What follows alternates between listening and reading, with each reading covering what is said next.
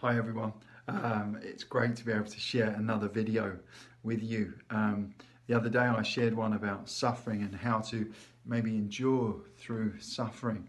But today I want to think about maybe how would I word it.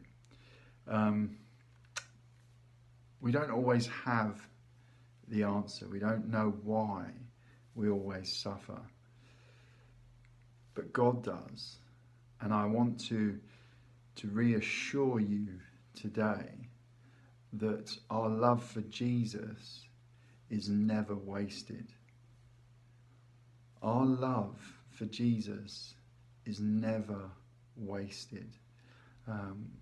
As I preached last Sunday on Matthew 26 about the woman who comes in and anoints Jesus' head and his whole body with a beautiful perfume.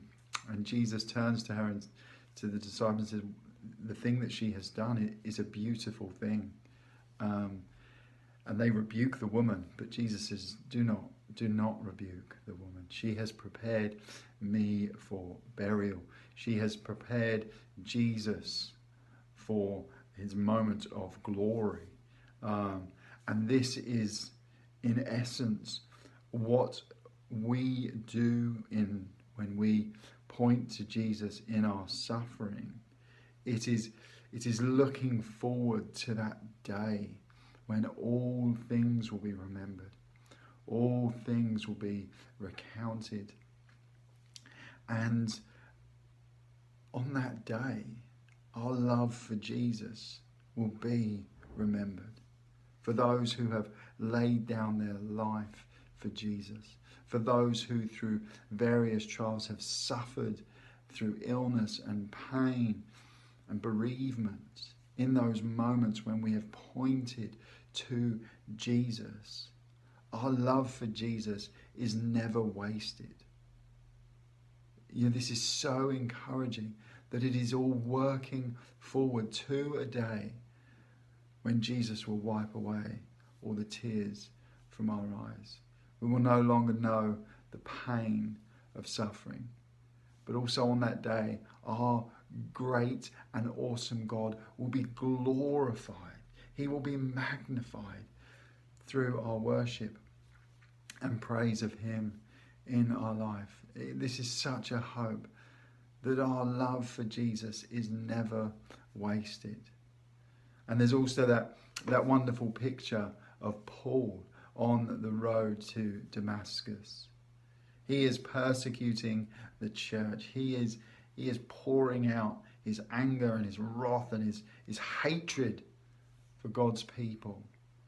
But Jesus shows up on that road and he says to Saul, who later became Paul, "Why are you persecuting me? Why are you persecuting me?" And in that moment, we see the beauty of our union with Christ.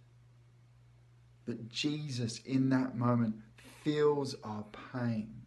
He feels our anguish.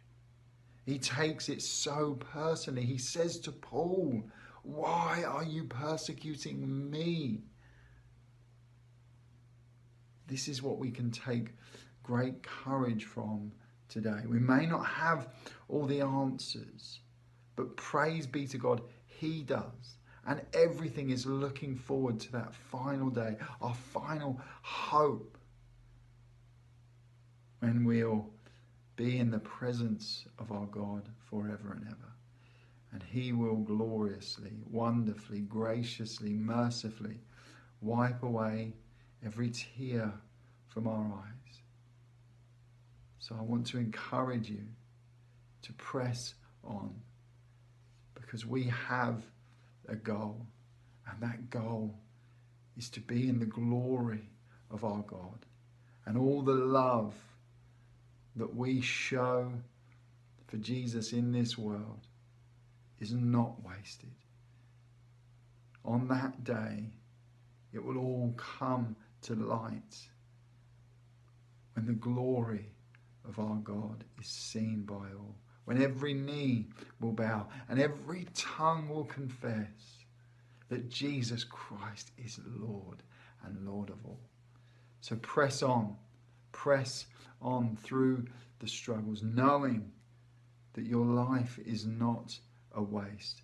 God has you, and every moment you pour out your life in love to Jesus, it is not wasted, dear brothers and sisters.